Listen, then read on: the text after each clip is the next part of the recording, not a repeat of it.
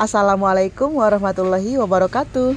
Hai semua, ketemu lagi sama aku di channelnya Yoyo Rohaya. Apa kabarnya teman-teman semua? Semoga selalu sehat dan selalu bahagia. Terima kasih udah klik video ini. Semoga videonya bermanfaat ya. Buat teman-teman yang baru menemukan channel ini, aku ngucapin selamat datang, salam kenal, dan semoga kalian suka videonya. Di video kali ini aku akan coba ngebahas tentang tata letak barang dagangan atau cara aku ngedisplay barang dagangan. Di dunia persembakoan yang namanya barang itu banyak sekali macam ragamnya ya teman-teman. Karenanya dibutuhkan cara kita ngedisplay barang-barang itu berdasarkan jenis barangnya ya. Di sini kita harus tahu dulu barang-barang apa aja yang akan didisplay di depan dan barang-barang apa aja yang didisplay di belakang. Pada zaman dahulu yang namanya toko sembako itu meskipun punya banyak bermacam-macam barang, tapi dalam penataannya tidak ada klasifikasi barang itu harus dipajang di sebelah mana. Pokoknya yang penting dipajang aja ya. Beda dengan sekarang tentunya ya. Seiring perkembangan zaman dan menjamurnya minimarket yang letaknya sudah semakin mepet berdekatan dengan toko-toko sembako atau warung kelontong.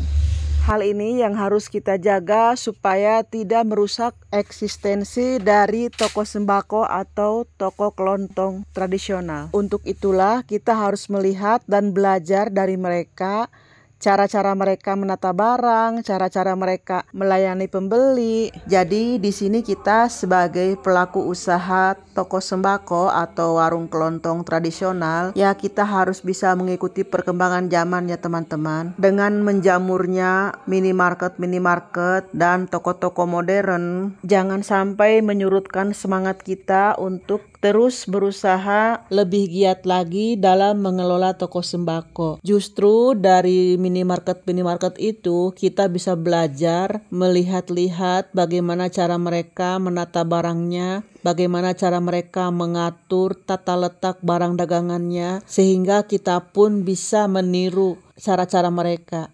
Meniru itu nggak salah ya teman-teman. Istilahnya nggak berdosa kali ya kalau cuma meniru. Walaupun mungkin pada pelaksanaannya kita tidak bisa benar-benar sama dengan mereka ya. Tidak benar-benar mirip plek dengan mereka. Tapi seenggaknya kita kan bisa sedikit-sedikit meniru lah ya cara-cara mereka. Nah di sini aku ada beberapa catatan mengenai tata letak barang dagangan. Di sini aku buat 2 kategori barang dagangan ya.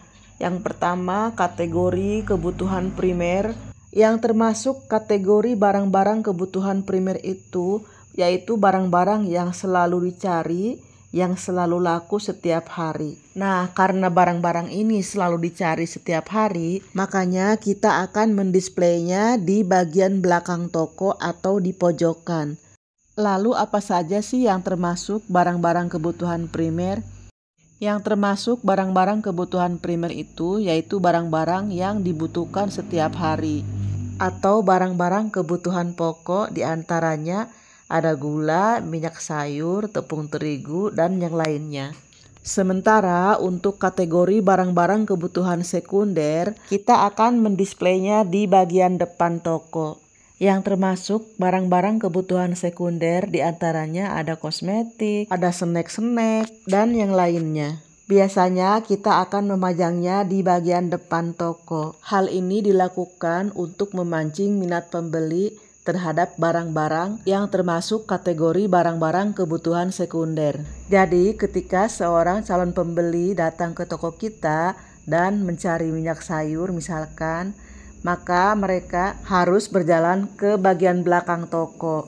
Nah, pada saat mereka berjalan itulah mereka akan melihat-lihat barang-barang yang mereka lewati. Di antaranya ada kosmetik, ada snack-snack, dan barang-barang lainnya yang termasuk kategori barang kebutuhan sekunder. Sementara untuk air mineral, aku mendisplaynya di bagian depan untuk memudahkan pembeli yang turun dari kendaraan dan terburu-buru untuk membeli minuman. Nah, untuk sementara sekian dulu videonya ya teman-teman.